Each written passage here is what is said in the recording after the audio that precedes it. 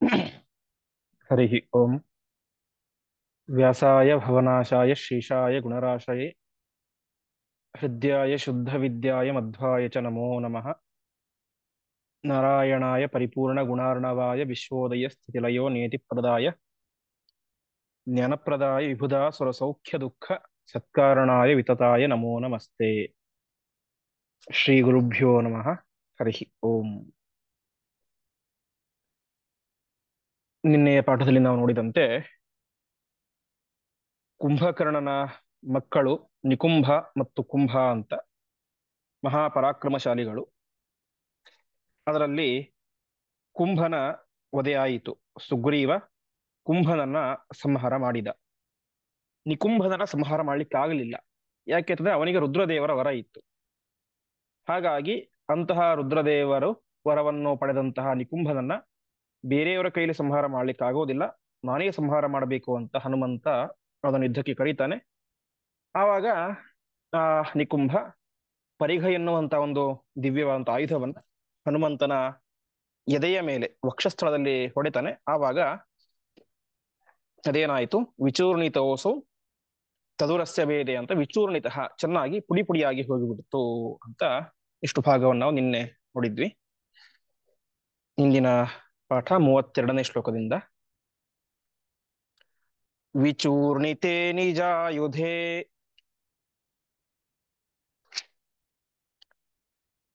ನಿಕುಂಭ ಏತ್ಯ ಮಾರುತಿಂ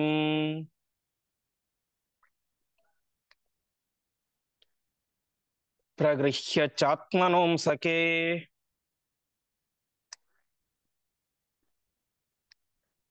ನಿಧಾಯ ಜಗ್ನಿವಾನ್ ಧೃತಂ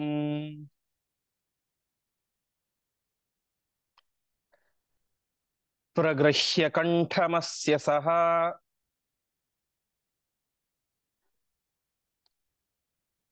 ಪ್ರಧಾನ ಮಾರುತಾತ್ಮಜಃ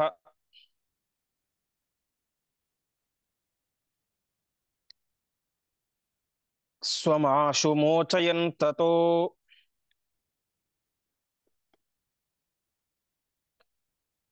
ನ್ಯಪಾತಯದ್ಧರಾತಲೆ.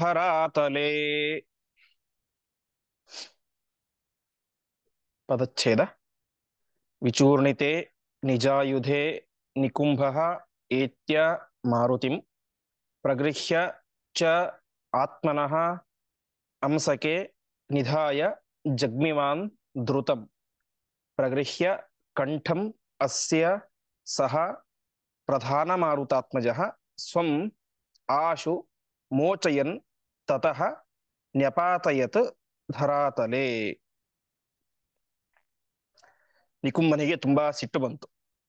ನಿಜಾಯುಧೇ ವಿಚೂರ್ಣಿತೆ, ತನ್ನ ದಿವ್ಯವಾದಂತಹ ಆಯುಧ ಅದೇನಾಗ್ಬಿಡ್ತು, ಪುಡಿ ಪುಡಿಯಾಗಿ ಹೋಗಿಬಿಡ್ತು. ವಿಚೂರ್ಣಿತೆ ಅಂದ್ರೆ ಪುಡಿ ಪುಡಿಯಾದಾಗ ನಿಕುಂಭ ತಾನೇ ಮಾಡಿದ, ಹನುಮಂತನನ್ನ ಫೇಸ್ ಮಾಡ್ಲಿಕ್ಕೆ ಶುರು ಮಾಡಿದ.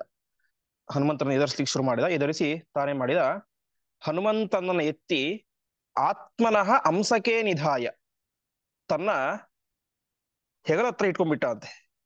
ಹನುಮಂತರನ್ನ ಎತ್ತಿ ತನ್ನ ಹೆಗಲ ಮೇಲೆ ಇಟ್ಕೊಂಡ್ಬಿಟ್ಟ. ಹೇಗೆ ಹನುಮಂತ ರಾಮಲಕ್ಷ್ಮಣರನ್ನ ಎತ್ಕೊಂಡು ಹೋಗಿದ್ನೋ ಹಾಗೆ ಇವನು ಕೂಡ ಹನುಮಂತನನ್ನೇ ಎತ್ತಿಕೊಂಡು ಇಡೀ ಜಗತ್ತನ್ನೇ ಹೊತ್ತುಕೊಂಡಂತಹ ಆ ಹನುಮಂತನನ್ನ ತನ್ನ ಹೆಗಲ ಮೇಲೆ ಇಟ್ಟುಕೊಂಡು ತಾನೇ ಮಾಡಿದ. ದ್ರುತಂ ಜಗ್ನಿವಾನ್, ಫಾಸ್ಟ್ ಆಗಿ ಓಡ್ಲಿಕ್ಕೆ ಶುರು ಮಾಡಿದ ಅಂತ ಆಚಾರ್ಯ ತಿಳಿಸ್ತಾ ಇದ್ದಾರೆ. ಅಂದ್ರೆ ತನ್ನ ಸಾವನ್ನೇ, ತನ್ನ ಮೃತ್ಯುವನ್ನೇ ತನ್ನ ಹೆಗಲ ಮೇಲೆ ಹೊತ್ಕೊಂಡು ಹೋಗ್ತಾ ಇದ್ದಾನೆ ಆ ನಿಕುಂಭ. ಹೆಗಲ ಮೇಲೆ ಹೊತ್ಕೊಂಡು ಓಡ್ತಾ ಇದ್ದಾಗ ಪ್ರಧಾನ ಮಾರುತಾತ್ಮಜ ಅಂದ್ರೆ ಹನುಮಂತ ದೇವರು ಮಾರುತಾತ್ಮಜ ಏನ್ ಮಾಡಿದ್ರು, ಕಂಠಂ ಅಸ್ಯ ಪ್ರಗೃಹ್ಯ, ಅವನ ಕುತ್ತಿಗೆಯನ್ನ ಗಟ್ಟಿಯಾಗಿ ಹಿಡಿದುಕೊಂಡು ಏನ್ ಮಾಡಿದ್ರು, ಸ್ವಮಾಶು ಮೋಚಯಂತತಃ ನ್ಯಪಾತಯದ್ಧರಾತಲೆ. ಆವಾಗ ಅವನಿಗೆ ಉಸಿರಾಡ್ಲಿಕ್ಕೆ ಕಷ್ಟ ಆಯಿತು. ಹೆಗಲ ಮೇಲೆ ಕುತ್ಕೊಂಡವರೇ ಉಸಿರಿಗೆ ಅಭಿಮಾನಿ ದೇವತೆ. ಆ ಉಸಿರಿಗೆ ಅಭಿಮಾನಿಯಾದಂತಹ ದೇವತೆಯೇನೆ ಅವನ ಉಸಿರನ್ನ ಬಂಧಿಸಿದಾಗ ಅವನೇನ್ ಮಾಡಿದ, ತನ್ನನ್ನ ಆದಷ್ಟು ಬೇಗ ಬಿಡಿಸ್ಕೊಂಡ್ಬಿಟ್ಟ. ಅರ್ಥಾತ್ ಹನುಮಂತ ದೇವರು ಕುತ್ತಿಗೆಯನ್ನು ಹೆಚ್ಚಲಿಕ್ಕೆ ಶುರು ಮಾಡಿದ್ರು, ಅದನ್ನ ಬಿಡಿಸಿಕೊಂಡು ತಾನೇ ಮಾಡಿದ. ನ್ಯಪಾತಯದ್ಧರಾತಲೆ, ಆ ಹನುಮಂತನನ್ನ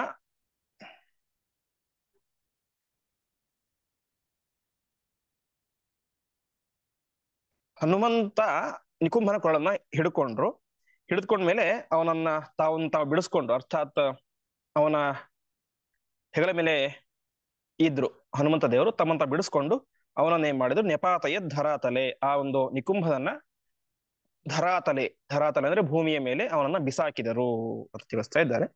ಕೊಟ್ಟಿದಲ್ಲಿ ಹನುಮಂತರನ್ನ ಆ ನಿಕುಂಭ ತನ್ನ ಹೆಗಲ ಮೇಲೆ ಹೊತ್ಕೊಂಡು ಓಡ್ಲಿಕ್ಕೆ ಶುರು ಮಾಡಿದ.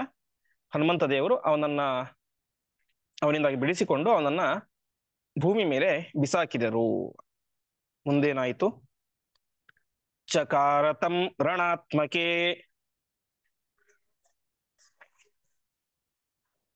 ಮಖೇ ರಮೇಶ ದೈವತೆ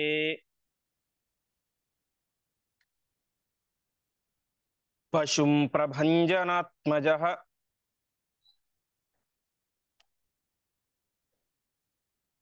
ವಿನೇದುರತ್ರ ದೇವತಾ.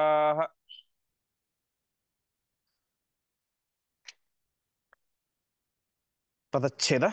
ಚಕಾರ ತಂ ರಣಾತ್ಮಕೆ ಮಖೆ ರಮೇಶ ದೈವತೆ ಪಶುಂ ಪ್ರಭಂಜನಾತ್ಮಜ ವಿನೇದು ಅತ್ರ ದೈವತಾ. ನಮ್ಮ ಕಣ್ಣಿಗೆ ಕಾಣಿಸೋದು ಅದೊಂದು ಕೇವಲ ಯುದ್ಧ, ರಕ್ತಪಾತ, ಇನ್ನೊಬ್ಬರ ಮೇಲೆ ಆಯುಧವನ್ನು ಪ್ರಯೋಗ ಮಾಡೋದು, ಅವರನ್ನು ಕೊಲ್ಲೋದು, ಇಷ್ಟೇ ಕಾಣಿಸುತ್ತೆ. ಆದರೆ ಯುದ್ಧವೂ ಕೂಡ ಒಂದು ಯಜ್ಞ ಇದ್ದಂತೆ. ಯಜ್ಞದಲ್ಲಿ ನಾವೇನು ಆ ಒಂದು ದುಷ್ಟರನ್ನು ಸಂಹಾರ ಮಾಡ್ತೇವೋ ಅದೇ ಬಲಿಯನ್ನು ಕೊಟ್ಟ ರೀತಿಯಲ್ಲಿ. ಹೀಗೆ ಇಲ್ಲಿ ಹೇಳ್ತಾ ಇದ್ದಾರೆ ಆಚಾರ್ಯರು, ರಮೇಶ ದೈವತೆ ಮಖೆ, ಅದೇನಾಗಿದೆ, ಮಖ ಅಂದ್ರೆ ಯಜ್ಞ.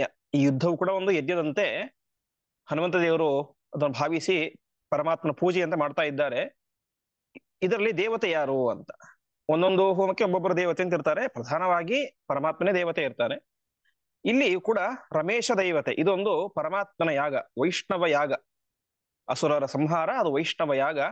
ಅಂತಹ ಒಂದು ಯಾಗದಲ್ಲಿ ಹನುಮಂತ ತಾನೇನ್ ಮಾಡಿದ, ಪ್ರಭಂಜನಾತ್ಮಜ ಹನುಮಂತ ಈ ಒಂದು ನಿಕುಂಭನನ್ನ ಪಶುಂಚಕಾರ, ಯಜ್ಞದಲ್ಲಿ ಹಿಂದಿನ ಕಾಲದಲ್ಲಿ ಯುಗಗಳಲ್ಲಿ ಒಂದು ಪಶು ಬಲಿ ಅಂತ ಕೊಡ್ತಾ ಇದ್ರು. ಆ ರೀತಿಯಾಗಿ ಇಲ್ಲೂ ಕೂಡ ಆ ಒಂದು ಯಾವ ನಿಕುಂಭನನ್ನ ಪಶು ಎಂಬುದಾಗಿ ಭಾವಿಸಿ ತಾನು ಯುದ್ಧವನ್ನು ಮಾಡಲಿಕ್ಕೆ ಶುರು ಮಾಡಿದ. ಆವಾಗ ವಿನೇದುರತ್ರ ದೇವತಾ, ಎಲ್ಲ ದೇವಾನುದೇವತೆಗಳು ಕೂಡ ವಿಶೇಷವಾಗಿ ತಾವು ವಿನೇದು ಸ್ತೋತ್ರ ಮಾಡಿದರು ಎಂಬುದಾಗಿ ತಿಳಿಸ್ತಾ ಇದ್ದಾರೆ. ಹೀಗೆ ಆ ಒಂದು ನಿಕುಂಭನ ಸಂಹಾರ ಎಂಬುದು ಆಯಿತು.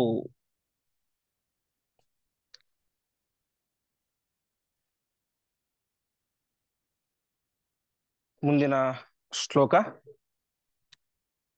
ಸುಪ್ತಘ್ನೋ ಯಜ್ಞಕೋಪಶ್ಚ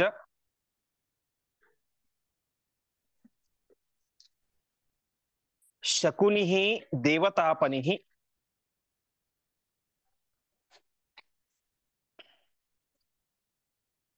ವಿದ್ಯುಜ್ಜಿಹ್ವಃ ಪ್ರಮಾಥೀ ಚ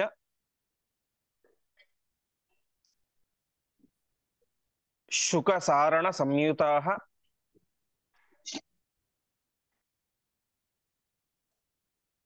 ರಾವಣ ಪ್ರೇರಿತಾ ಸರ್ವೇ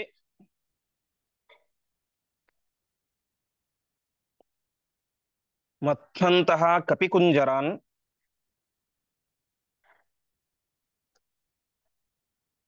ಅವಧ್ಯಃ ಬ್ರಹ್ಮವರತಃ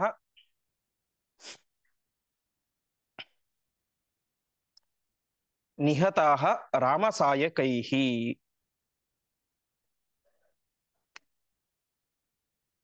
ಪದಚ್ಛೇದ. ಸುಪ್ತಘ್ನಃ ಯಜ್ಞಕೋಪಃ ಚ ಶಕುನಿಃ ದೇವತಾಪನಿಃ ವಿದ್ಯುಜ್ಜಿಹ್ವಃ ಪ್ರಮಾಥಿ ಚ ಶುಕಸಾರಣ ಸಂಯುತಾಃ ರಾವಣ ಪ್ರೇರಿತಾಃ ಸರ್ವೇ ಮತ್ನಂತಹ ಕಪಿಕುಂಜರಾನ್ ಅವಧ್ಯಾಃ ಬ್ರಹ್ಮವರತಃ ನಿಹತಾಃ ರಾಮಸಾಯಕೈಃ. ಅದಾದ ಮೇಲೆ ಅನೇಕ ಜನ ರಾಕ್ಷಸರನ್ನ ರಾಮದೇವರು ಸಂಹಾರ ಮಾಡಿದ್ರು ಅಂತ ಒಂದೇ 2 ಶ್ಲೋಕದಲ್ಲಿ ಆಚಾರ್ಯರು ಸಂಗ್ರಹ ಮಾಡಿಕೊಡ್ತಾ ಇದ್ದಾರೆ. ಯಾರವರು? ಸುಪ್ತಘ್ನ, ಯಜ್ಞಕೋಪ, ಶಕುನಿ, ದೇವತಾಪನಿ ವಿದ್ಯುಜ್ಜಿಹ್ವ, ಪ್ರಮಾಥಿ, ಶುಕ, ಸಾರಣ ಮುಂತಾದಂತಹ ಅನೇಕ ಜನ ರಾಕ್ಷಸ ವೀರರು, ಅವರೆಲ್ಲರೂ ಕೂಡ ರಾವಣ ಪ್ರೇರಿತ. ರಾವಣ ಅವರಿಗೆ ಚೆನ್ನಾಗಿ ಆಜ್ಞೆ ಮಾಡಿ ನೀವು ಹೋಗಿ ಎಲ್ಲ ಕಪಿಗಳನ್ನು ನಾಶ ಮಾಡಬೇಕು ಹಾಗೆ ಹೀಗೆ ಅಂತೆಲ್ಲ ಅವರಿಗೆ ಹೇಳಿದ್ದ. ಅವರೇನ್ ಮಾಡಿದ್ರು, ಕಪಿಕುಂಜರಾನ್ ಮತ್ನಂತಹ ಎಲ್ಲ ಕಪಿವೀರರನ್ನು ಕೂಡ ನಾಶ ಮಾಡ್ತಾ ಬರ್ತಾ ಇದ್ರು. ಅವರೇನು ಸಾಮಾನ್ಯರ ಅಲ್ಲ, ಬ್ರಹ್ಮವರತಃ ಅವಧ್ಯ. ಈ ಸುಪ್ತಗ್ನ, ಯಜ್ಞಕೋಪ ಇವರೆಲ್ಲರೂ ಕೂಡ ಬ್ರಹ್ಮದೇವರಿಂದ ಈ ವರವನ್ನು ಪಡೆದುಕೊಂಡು ಅವಧ್ಯರಾಗಿದ್ದರು. ಅಂತಹ ಅವಧ್ಯರಾದಂತಹ ಎಲ್ಲ ರಾಕ್ಷಸರನ್ನು ಕೂಡ ರಾಮಸಾಯಕೈಹಿ ನಿಹತಾಹ. ಸಾಯಕ ಅಂದ್ರೆ ಬಾಣ. ರಾಮದೇವರು ತಮ್ಮ ಬಾಣಗಳಿಂದಾಗಿ ಆ ಎಲ್ಲ ರಾಕ್ಷಸರನ್ನು ಕೂಡ ಸಂಹಾರ ಮಾಡಿದರು. ಮುಂದಿನ ಶ್ಲೋಕ. ಯುದ್ಧೋನ್ಮತ್ತಶ್ಚ ಮತ್ತಶ್ಚ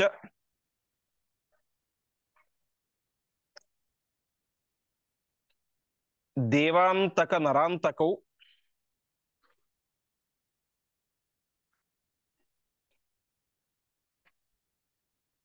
ತ್ರಿಶಿರಾ ಅತಿಕಾಯಶ್ಚ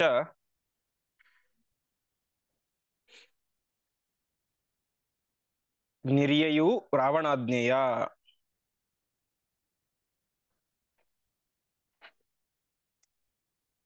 ನರಾಂತಕಃ ರಾವಣಜಃ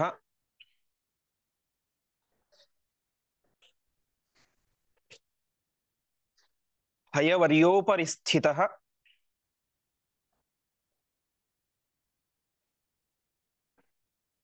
ಅಭೀಹಿ ಸಸಾರ ಸಮರೇ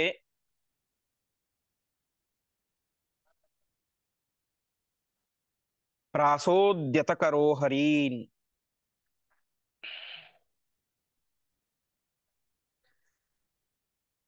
ಪದಚ್ಛೇದ. ಯುದ್ಧೋನ್ಮತ್ತಃ ಚ ಮತ್ತಃ ಚ ದೇವಾಂತಕಃ ನರಾಂತಕೌ ತ್ರಿಶಿರಾಃ ಅತಿಕಾಯಃ ಚ ನಿರ್ಯಯೌ ರಾವಣಾಜ್ಞೇಯ. ನರಾಂತಕಃ ರಾವಣಜಃ ಹಯವರ್ಯೋಪರಿ ಸ್ಥಿತಃ ಅಭೀಹಿ ಸಸಾರ ಸಮರೇ ಪ್ರಾಸೋದ್ಯತಕರಃ ಹರೀನ್. ಅದಾದ ಮೇಲೆ ಮತ್ಯಾರು ಬಂದ್ರು? ಯುದ್ಧೋನ್ಮತ್ತ ಎನ್ನುವಂತ ರಾಕ್ಷಸ ಬಂದ. ಆಮೇಲೆ ಮತ್ತ ಮತ್ತ ಎನ್ನುವಂತ ಹೆಸರಿನ ರಾಕ್ಷಸ.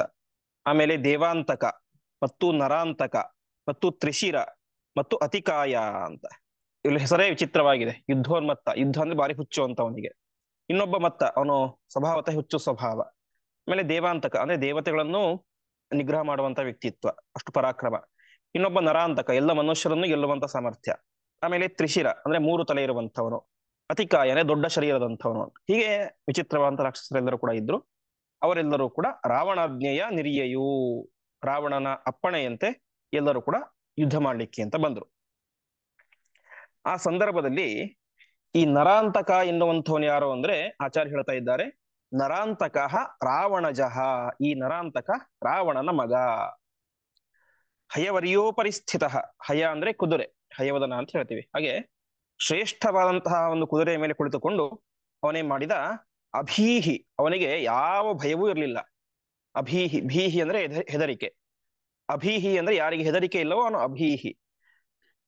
ಯಾವುದೇ ರೀತಿ ಹೆದರಿಕೆ ಇಲ್ಲದಂತೆ ಆ ಒಂದು ನರಾಂತಕ ಏನ್ ಮಾಡ್ತಾ ಇದ್ದಾನೆ, ಕುದುರೆ ಮೇಲೆ ಕೂತ್ಕೊಂಡು ಪ್ರಾಸೋದ್ಯತಕರಹ, ಕೈಯಲ್ಲಿ ಒಂದು ಪ್ರಾಸ ಎನ್ನುವಂತಹ ದಿವ್ಯವಾದಂತಹ ಆಯುಧವನ್ನ ಹಿಡಿದುಕೊಂಡು ತಾನೇ ಮಾಡಿದ ಹರೀನ್ ಸಮರೇ ಸಸಾರ, ಎಲ್ಲ ಕಪಿಗಳನ್ನು ಕೂಡ ಯುದ್ಧದಲ್ಲಿ ಫೇಸ್ ಮಾಡ್ತಾ ಇದ್ದಾನೆ, ಎದುರಿಸ್ತಾ ಇದ್ದಾನೆ. ಮುಂದಿನ ಶ್ಲೋಕ. ತಂ ದಹಂತ ಮನೀಕಾನಿ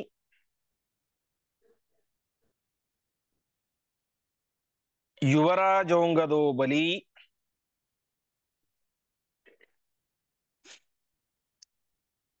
ಉತ್ಪಪಾತ ನಿರೀಕ್ಷಾಶು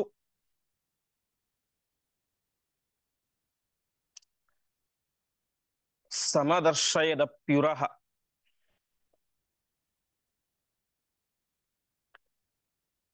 ತಸ್ಯೋರಸಿ ಪ್ರಾಸವರಂ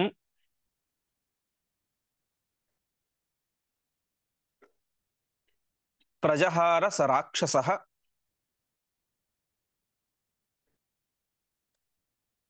ದ್ವಿಧಾ ಸಮಭವತ್ತತ್ತು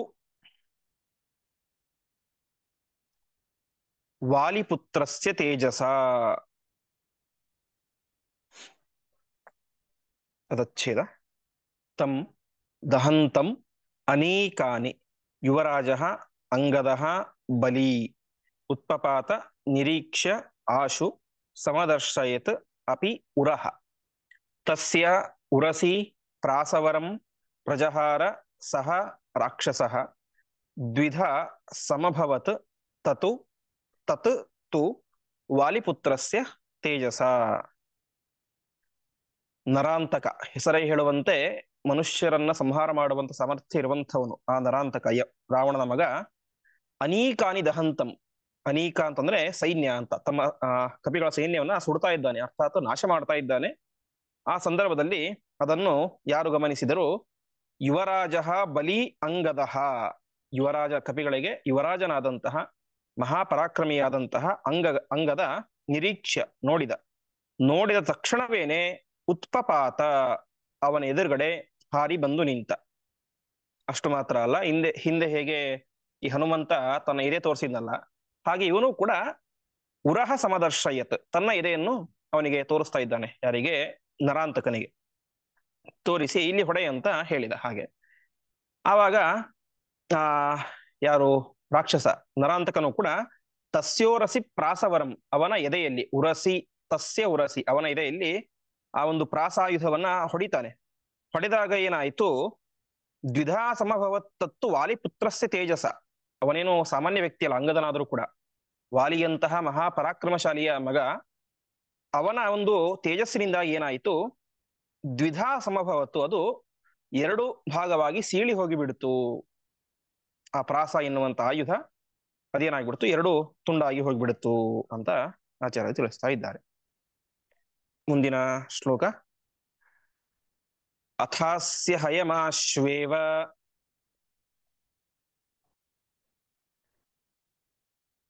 ನಿಜಗಾನಮುಖೇ ಕಪಿಃ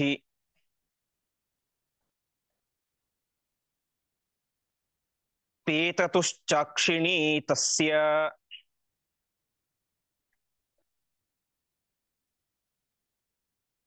ಸಪಪಾತ ಮಮಾರ ಚ.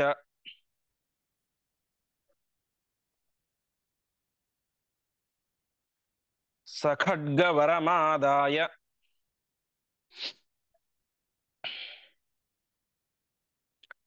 ಪ್ರಸಸಾರರಣೇ ಕಪಿಂ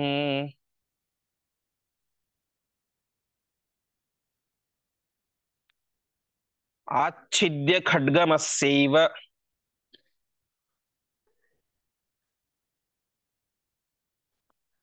ನಿಹತೋ ವಾಲಿಸೂನುನಾ.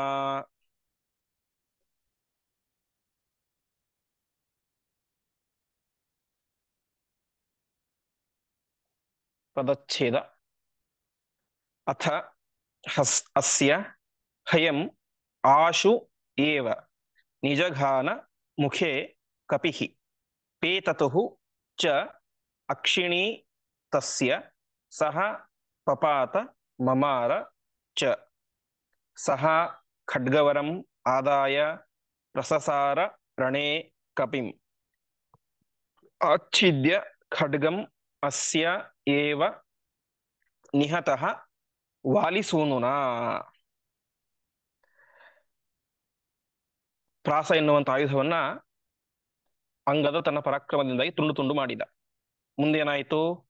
ಆಮೇಲೆ ಅವನು ಹಯಮಾಶ್ವೇವ ನಿಜಗಾನ ಮುಖೇ ಕಪಿಹಿ ಅಂತ ಆ ನರಾಂತಕನ ಹಯ ಅಂದ್ರೆ ಕುದುರೆ, ಆ ಕುದುರೆಯ ಮುಖೇ ನಿಜಗಾನ, ಮುಖದಲ್ಲಿ ಹೊಡೆದ. ಅಂದ್ರೆ ಅದರ ಮುಖಕ್ಕೆ ಜೋರಾಗಿ ಹೊಡಿತಾನೆ. ಅದಕ್ಕೇನಾಯಿತು? ಪೇತತುಶ್ಚಾಕ್ಷಿಣೀ ತಸ್ಯ ಪಪಾತ ಸಪಪಾತ ಮಮಾರಚ ಅಂತ. ಅವಾಗ ಅದರ ಅಕ್ಷಿಣಿ ಕಣ್ಣುಗಳು, ಎರಡು ಕಣ್ಣುಗಳು ಏನಾಯ್ತು? ಪೇತತುಹು ಕೆಳಗಡೆ ಬಿದ್ದು ಬಿಟ್ಟು, ಆಮೇಲೆ ಏನಾಯ್ತು? ಪಪಾತ ಮಮಾರಚ, ಅದು ಕೂಡ ಕೆಳಗಡೆ ಬಿತ್ತು ಮತ್ತು ಸತ್ತು ಹೋಯಿತು. ಪಪಾತ ಅಂದ್ರೆ ಬಿತ್ತು ಅಂತ, ಮಮಾರ ಅಂದ್ರೆ ಸತ್ತು ಹೋಯಿತು.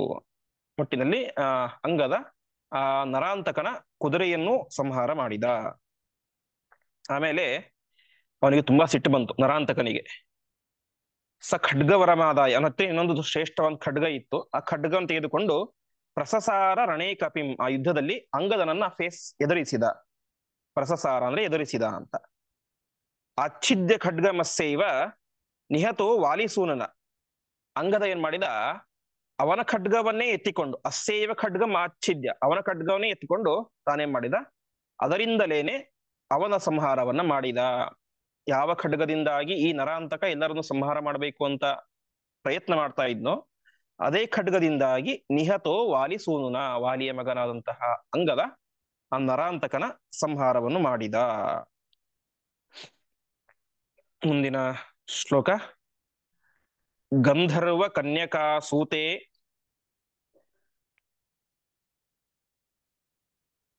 ನಿಹತೆ ರಾವಣಾತ್ಮಜೆ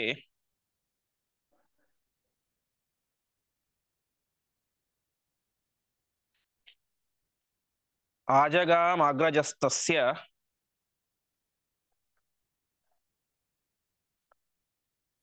ಸೋದರಿಯೋ ದೇವತಾಂತಕಃ.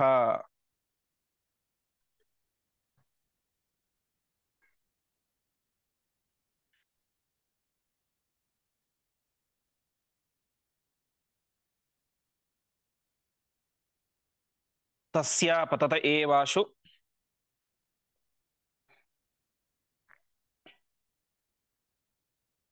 ಶರವರ್ಷ ಪ್ರತಾಪಿತಾಃ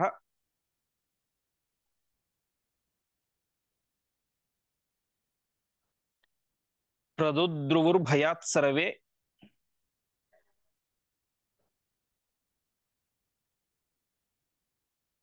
ಕಪಯೋ ಜಾಂಬವನ್ಮುಖಾಃ.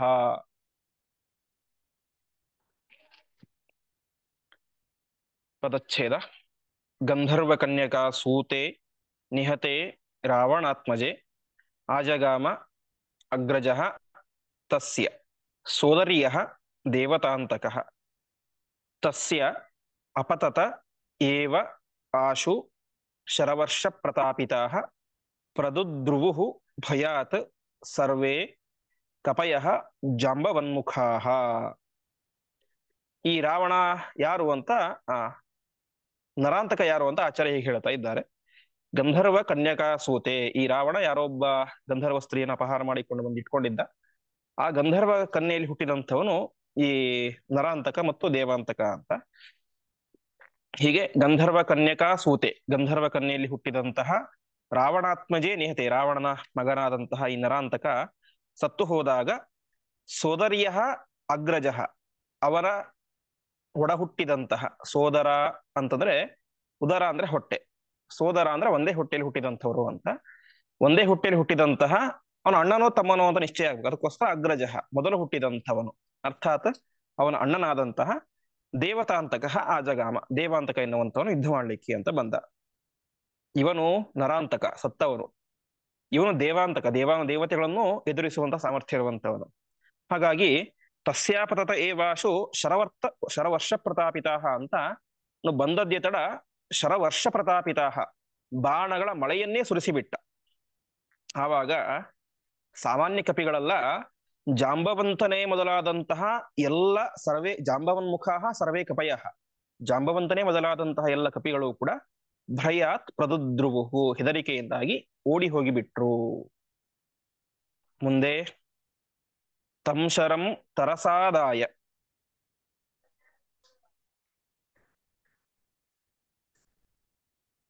ರವಿಪುತ್ರಾಯುಧೋಪಮಂ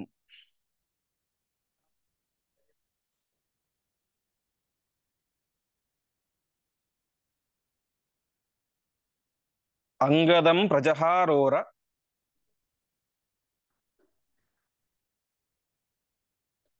ಸ್ಯಪತತ್ ಸಮುಮೋಹಚ.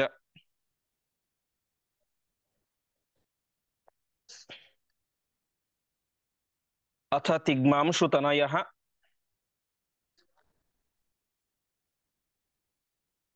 ಶೈಲಂ ಪ್ರಚಲಪಾದಪಂ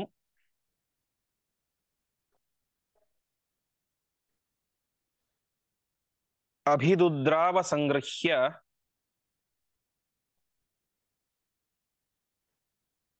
ಚಿಕ್ಷೇಪಚ ನಿಶಾಚರೇ.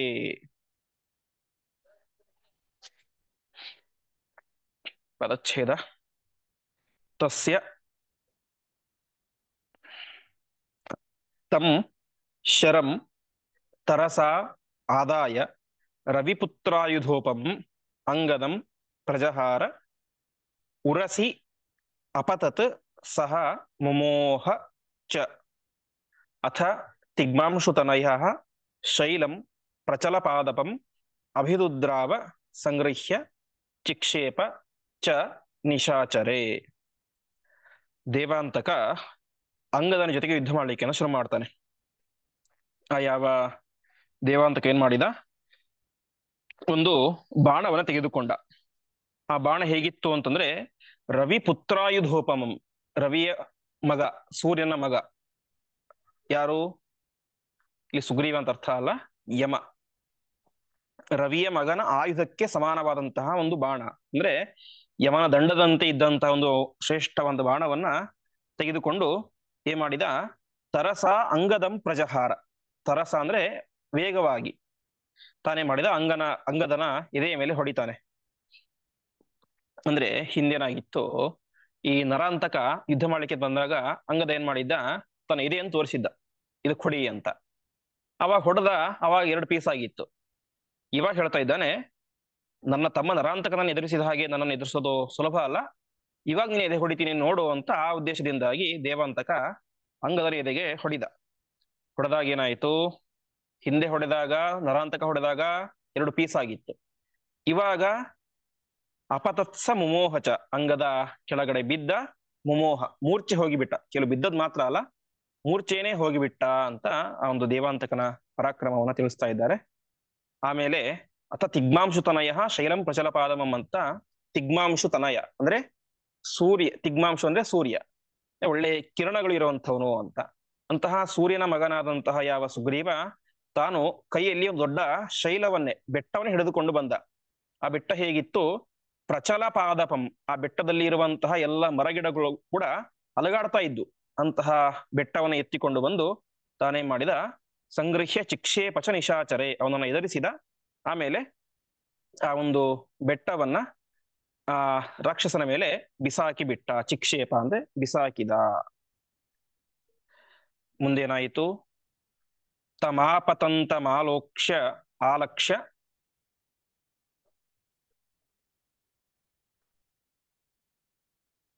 ದೂರಾಚ್ಛರವಿದಾರಿತಂ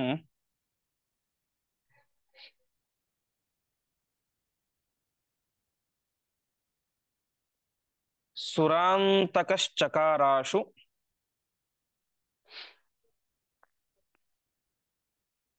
ದಧಾರಚ ಪರಂ ಶರಂ.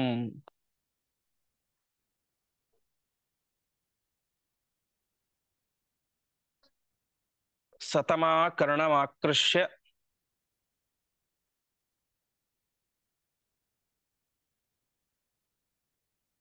ಯಮದಂಡೋಪಮಂ ಶರಂ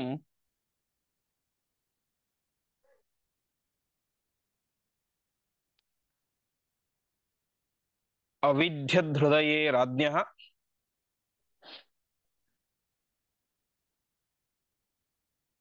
ಕಪೀನಾಂಸ ಪಪಾತಃ.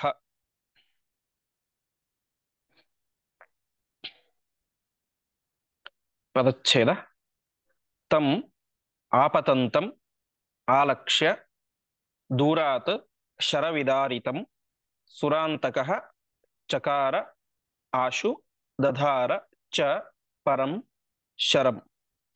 ಸಹ ತಂ ಆಕರ್ಣಂ ಆಕೃಷ್ಯ ಯಮದಂಡೋಪಮಂ ಶರಂ ಅವಿದ್ಯತ್ ಹೃದಯೇ ರಾಜ್ಞಃ ಕಪೀನಾಂ ಸಹ ಪಪಾತ.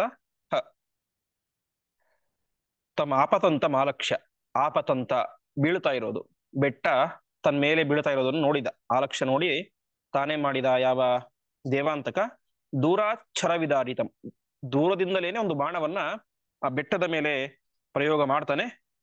ಮಾಡಿದಾಗ ಏನಾಯ್ತು, ಆ ಒಂದು ಬೆಟ್ಟ ವಿದಾರಿತ, ಅಲ್ಲಿಯೇನೆ ಪುಡಿ ಪುಡಿಯಾಗಿ ಹೋಗಿಬಿಡ್ತು. ಆಮೇಲೆ ಆ ಸುರಾಂತಕ ಚಕಾರಾಶು ಅಂದ್ರೆ ದೇವಾಂತಕ ಏನ್ ಮಾಡಿದ, ಆ ದಧಾರಚ ಪರಂ ಶರಂ, ಇನ್ನೊಂದು ಬಾಣವನ್ನ ಪ್ರಯೋಗ ಮಾಡಿದ. ಆ ಬಾಣ ಹೇಗಿತ್ತು, ಯಮದಂಡೋಪಮಂ ಶರಂ, ಯಮನ ದಂಡಕ್ಕೆ ಸಮಾನವಾದಂತಹ ಆ ಒಂದು ಬಾಣ, ಯಮನ ದಂಡದಂತೆ ಇತ್ತು.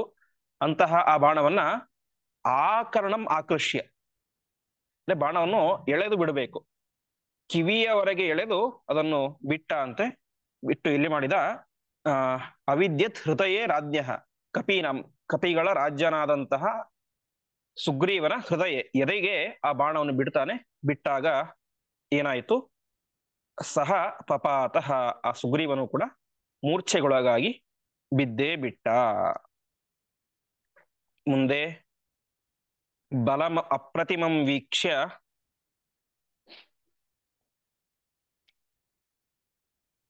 ಸುರಶತ್ರೋಸ್ತು ಮಾರುತಿ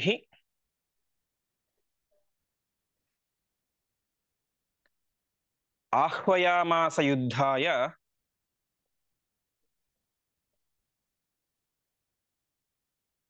ಕೇಶವ ಕೈಟಭಂ ಯಥಾ.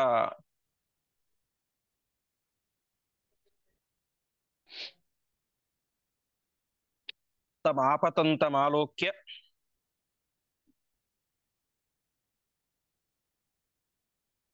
ರಥಂ ಸಹಯ ಸಾರಥಿಂ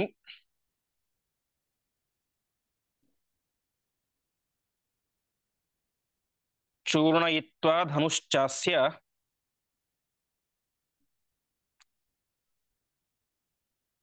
ಸಮಾಚ್ಛಿದ್ಯ ಬಭಂಜಃ.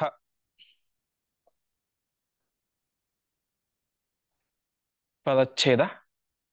ಬಲಂ ಅಪ್ರತಿಮಂ ವೀಕ್ಷ್ಯ ಸುರಶತ್ರೋಃ ತು ಮಾರುತಿಃ ಆಹ್ವಯಾಮಾಸ ಯುದ್ಧಾಯ ಕೇಶವಃ ಕೈಟಭಂ ಯಥಾ. ತಂ ಆಪತಂತಂ ಆಲೋಕ್ಯ ರಥಂ ಸಹಯಸಾರಥಿಂ ಚೂರ್ಣಯಿತ್ವಾ ಧನುಃ ಚ ಅಸ್ಯ ಸಮಾಚ್ಛಿದ್ಯ ಬಭಂಜಃ. ಬಲಂ ಅಪ್ರತಿಮಂ ವೀಕ್ಷ್ಯ, ಹನುಮಂತ ದೇವರು ಗಮನಿಸ್ತಾರೆ, ಇವನನ್ನ ಸಂಹಾರ ಮಾಡಲಿಕ್ಕೆ ಬೇರೆ ಕೈಯಲ್ಲಿ ಸಾಧ್ಯ ಇಲ್ಲ. ಇವನದು ಅಪ್ರತಿಮವಾದಂತಹ ಬಲ, ಶ್ರೇಷ್ಠವಾದಂತಹ ಬಲ ಎಂಬುದಾಗಿ ಗಮನಿಸಿದಂತಹ ಆ ಮಾರುತಿ ಹನುಮಂತ ದೇವರು ತಾವೇನ್ ಮಾಡ್ತಾ ಇದ್ದಾರೆ? ಕೇಶವ ಕೈಟಭಂ ಯತ, ಪರಮಾತ್ಮ ಹೇಗೆ ಆ ಮಧುಕೈಟವರನ್ನು ಸಂಹಾರ ಮಾಡಿದ, ಆವಾಗ ಕೈಟಭ ಎನ್ನುವಂತಹ ದೈತ್ಯನನ್ನ ಹೇಗೆ ಪರಮಾತ್ಮ ಯುದ್ಧಕ್ಕೆ ಅಂತ ಆಹ್ವಾನ ಮಾಡಿದನೋ ಹಾಗೆ ತಾನೂ ಕೂಡ ಈ ಒಂದು ಸುರಶತ್ರುವನ್ನ, ದೇವಾಂತಕನನ್ನ ಯುದ್ಧಕ್ಕೆ ಬಾ ಎಂಬುದಾಗಿ ಕರಿತಾ ಇದ್ದಾನೆ. ಅಂದ್ರೆ ಆ ಎಕ್ಸಾಂಪಲ್ ಯಾಕೆ ಕೊಟ್ಟರು ಅಂದ್ರೆ, ಆಚಾರ್ಯರು ಆ ಕೈಟಭ ಎನ್ನುವಂತ ರಾಕ್ಷಸನನ್ನ ಪರಮಾತ್ಮ ಲೀಲೆಯಿಂದ ಯುದ್ಧಕ್ಕೆ ಕರೆದ್ರು. ಏನು ಅವರಿಗೆ ಶ್ರಮವೇ ಆಗುತ್ತೆ, ಪರಮಾತ್ಮ ನಿಶ್ರಮ. ಎಂತಹ ದೊಡ್ಡ ದೈತ್ಯರು ರಾಕ್ಷಸರು ಬಂದರೂ ಕೂಡ ಅವನನ್ನು ಸುಲಭವಾಗಿ ಪರಮಾತ್ಮ ಸಂಹಾರ ಮಾಡ್ತಾನೆ. ಹಾಗೆ ಲೀಲೆಯಿಂದ ಪರಮಾತ್ಮ ಅವನನ್ನು ಯುದ್ಧಕ್ಕೆ ಕರೆದ, ಯುದ್ಧ ಮಾಡಿದ, ಸಂಹಾರ ಮಾಡಿದ. ಹಾಗೆ ಇಲ್ಲಿ ಹನುಮಂತ ದೇವರು ಕೂಡ ಅವನು ದೇವಾಂತಕ ಆಗಿರ್ಬೋದು, ಉಳಿದ ದೇವತೆಗಳೇ ಅವನನ್ನು ಕಂಡ್ರೆ ಭಯ ಇರ್ಬೋದು, ಆದರೆ ಜೀವೋತ್ತಮರಾದಂತಹ ವಾಯುದೇವರಿಗೆ ಯಾವ ದೇವಾಂತಕನ ಭಯವೂ ಇಲ್ಲ, ನರಾಂತಕನ ಭಯವಂತೂ ಇಲ್ಲವೇ ಇಲ್ಲ. ಹಾಗಾಗಿ ಲೀಲೆಯಿಂದ ಕರೆದರು ಎನ್ನುವುದನ್ನು ಸೂಚನೆ ಮಾಡಲಿಕ್ಕೋಸ್ಕರ ಆ ಒಂದು ಎಕ್ಸಾಂಪಲ್ ಅನ್ನು ಆಚಾರ್ಯರು ಕೊಟ್ಟಿದ್ದಾರೆ. ಯುದ್ಧಕ್ಕೆ ಅಂತ ಕರೆದ. ಆವಾಗ ತಮಾಪತಂತ ಮಾಲೋಕ್ಯ ರಥಂ ಸಹಾಯ ಸಾರಥಿಂ, ಅವನು ಕೂಡ ಒಳ್ಳೆ ಫಾಸ್ಟ್ ಆಗಿ ಬರ್ತಾ ಇದ್ದಾನೆ ಯುದ್ಧ ಮಾಡ್ಲಿಕ್ಕೆ ಅಂತ. ಆವಾಗ ಹನುಮಂತ ದೇವರು ಏನ್ ಮಾಡಿದ್ರು? ಸಹಾಯ ಸಾರಥಿಂ ರಥಂ ಚೂರ್ಣಯಿತ್ವ. ಹಯ ಅಂದ್ರೆ ಕುದುರೆ, ಸಾರಥಿ ಕುದುರೆ ಮತ್ತು ಸಾರಥಿ, ಕುದುರೆ ಮತ್ತು ಸಾರಥಿಯಿಂದ ಕೂಡಿದಂತಹ ರಥವನ್ನ ತಾವೇ ಮಾಡಿದ್ರು ಚೂರ್ಣಯಿತ್ವ, ಪುಡಿ ಪುಡಿ ಮಾಡಿ ಹಾಕಿಬಿಟ್ರು. ಅರ್ಥಾತ್ ಅವನ ಕುದುರೆಯನ್ನ, ಅವನ ಸಾರಥಿಯನ್ನ ಮತ್ತು ಅವನ ರಥವನ್ನೇ ಪುಡಿ ಪುಡಿ ಮಾಡಿ ಹಾಕಿ, ಧನುಶ್ಚಾಸ್ಯ ಸಮಾಚ್ಛಿದ್ಯ ಭಭಂಜಃ, ಅವನ ಕೈಯಲ್ಲಿದ್ದಂತಹ ಬಿಲ್ಲನ್ನು ಕೂಡ ತಾವು ಎಳೆದುಕೊಂಡು ಅದನ್ನು ಕೂಡ ಬಭಂಜ, ಮುರಿದು ಹಾಕಿ ಬಿಟ್ರು. ಮುಂದಿನ ಶ್ಲೋಕ. ಅಥ ಖಡ್ಗಂ ಸಮಾದಾಯ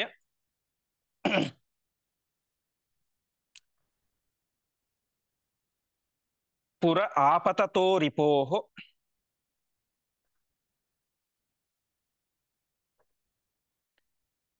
ಹರಿಃ ಪ್ರಗೃಹ್ಯ ಕೇಶೇಷು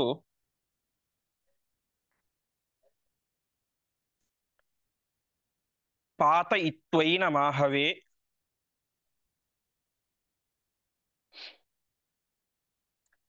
ಶಿರೋ ಮಮರ್ದ ತರಸ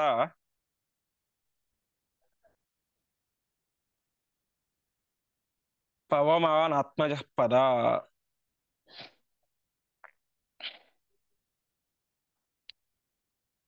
ಪದಚ್ಛೇದ. ಅಥ ಖಡ್ಗಂ ಸಮಾದಾಯ ಪುರಃ ಆಪತತಃ ರಿಪೋಃ ಹರಿಃ ಪ್ರಗೃಹ್ಯ ಕೇಶೇಶು ಪಾತಯಿತ್ವಾ ಏನಂ ಆಹವೆ ಶಿರಃ ಮಮರ್ದ ತರಸಾ ಪವಮಾನಾತ್ಮಜಃ ಪದ.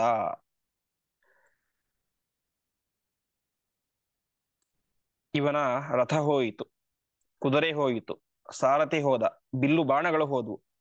ಕೊನೆಗೆ ಇವನೇನ್ ಮಾಡಿದ, ಅಥ ಖಡ್ಗಂ ಸಮಾದಾಯ, ಖಡ್ಗವನ್ನು ಹಿಡಿದುಕೊಂಡು ತಾನು ಆ ಒಂದು ಹನುಮಂತ ದೇವರ ಎದುರಿಗೆ ಬರ್ತಾ ಇದ್ದಾನೆ. ಪುರ ಆಪತತಃ, ಎದುರಿಗೆ ಬರ್ತಾ ಇದ್ದಾನೆ. ಬರ್ತಾ ಇರುವಂತಹ ಆ ರಿಪು, ರಿಪು ಅಂದ್ರೆ ಶತ್ರು ಅಂತ, ಶತ್ರುವಾದಂತಹ ದೇವಾಂತಕನನ್ನ ಹರಿಹಿ, ಹರಿಹಿ ಅಂದ್ರೆ ಕಪಿ, ಕೋತಿ, ಅರ್ಥಾತ್ ಹನುಮಂತ ದೇವರು ಅವರೇನ್ ಮಾಡ್ತಾ ಇದ್ದಾರೆ, ಕೇಶೇಶು ಪ್ರಗೃಹ್ಯ, ಅವನ ಕೂದಲನ್ನ ಗಟ್ಟಿಯಾಗಿ ಹಿಡಿದುಕೊಂಡು ಆಹವೇ ಪಾತಯಿತ್ವೈನಂ, ಆಹವೇ ಅಂದ್ರೆ ಯುದ್ಧದಲ್ಲಿ ಅಂತ, ಯುದ್ಧದಲ್ಲಿ ಅವನನ್ನ ಚೆನ್ನಾಗಿ ಬೀಳಿಸಿ, ಅರ್ಥಾತ್ ಯುದ್ಧ ರಂಗದಲ್ಲಿ ಅವನನ್ನ ಕೆಳಗಡೆ ಬೀಳಿಸಿ ತಾವೇನ್ ಮಾಡ್ತಾ ಇದ್ದಾರೆ, ತರಸ ಭಾರೀ ವೇಗದಿಂದಾಗಿ, ಪದ ಶಿರಃ ಮಮರ್ದ, ತಮ್ಮ ಕಾಲಿನಿಂದ ಅವನ ತಲೆಯನ್ನ ಹೊಸಕಿ ಹಾಕಿ ಅವನನ್ನ ಸಂಹಾರ ಮಾಡಿದರು. ಹೀಗೆ ದೇವಾಂತಕ, ದೇವತೆಗಳಿಗೂ ತೊಂದರೆಯನ್ನು ಕೊಡ್ತಾ ಇದ್ದಂತಹ, ಅವರಿಗೂ ಹೆದರಿಕೆಯನ್ನು ಉಂಟು ಮಾಡ್ತಾ ಇದ್ದಂತಹ ಆ ದೇವಾಂತಕ ಎನ್ನುವಂತಹ ಪರಾಕ್ರಮಿಯಾದಂತಹ ರಾಕ್ಷಸ ಮತ್ತು ರಾವಣನ ಮಗ ಅವನು. ರಾವಣನಿಗೆ ಗಂಧರ್ವ ಕನ್ಯೆಯಲ್ಲಿ ಹುಟ್ಟಿದಂತಹ ಒಬ್ಬ ಮಗ ದೇವಾಂತಕ. ಅಂತಹ ಮಹಾಪರಾಕ್ರಮಶಾಲಿಯಾದಂತಹ ಹನುಮಂತ ಆ ದೇವಾಂತಕನನ್ನ ಹನುಮಂತ ದೇವರು ತಮ್ಮ ಕಾಲಿನಿಂದಾಗಿ ತುಳಿದು ಹಾಕಿ ಅವರನ್ನ ಸಂಹಾರ ಮಾಡಿದರು ಅಂತ ಇಲ್ಲಿ ತನಕ ನೋಡಿದ್ದೇವೆ. ಹೀಗೆ ಸಂವತ್ಸರದ, ಕ್ರೋಧಿನಾಮ ಸಂವತ್ಸರದ ಕೊನೆಯ ದಿನ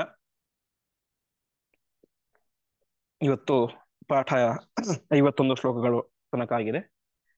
ನಾಳೆ ವಿಶ್ವಾವಸು ಎನ್ನುವಂತ ಸಂವತ್ಸರ ಪ್ರಾರಂಭ, ಯುಗಾದಿಯ ದಿನ ಪಾಡ್ಯ, ಅಂತಹ ಪರಮ ಪವಿತ್ರವಾದಂತಹ ದಿನ.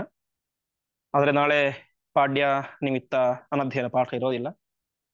ಎಲ್ಲರಿಗೂ ಕೂಡ ವಿಶ್ವಾವಸು ಸಂವತ್ಸರ ಇನ್ನಷ್ಟು ವಿಶೇಷವಾದಂತಹ ಜ್ಞಾನದಲ್ಲಿ ಆಸಕ್ತಿ, ಎಲ್ಲ ರೀತಿಯಾದಂತಹ ಸದ್ಬುದ್ಧಿ, ಸತ್ಸಂಪತ್ತು ಎಲ್ಲವನ್ನೂ ಕೂಡ ಕೊಟ್ಟು ನಿರಂತರವಾಗಿ ನಮ್ಮೆಲ್ಲರನ್ನು ಇಡೀ ವಿಶ್ವವನ್ನ ಕಾಪಾಡಲಿ ಎಂಬುದಾಗಿ ಪರಮಾತ್ಮ ಹತ್ತಿರ ನಾವೆಲ್ಲರೂ ಪ್ರಾರ್ಥನೆ ಮಾಡೋಣ.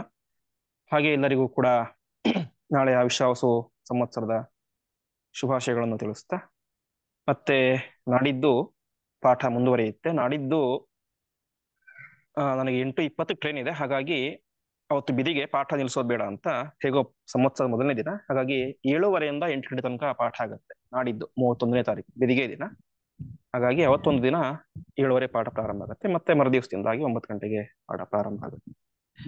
ಇನ್ನೊಮ್ಮೆ ಎಲ್ಲರಿಗೂ ಹಬ್ಬದ ಶುಭಾಶಯಗಳನ್ನು ತಿಳಿಸ್ತಾ ಇಂದಿನ ಪಾಠವನ್ನ ಶ್ರೀಕೃಷ್ಣಾರ್ಪಣ.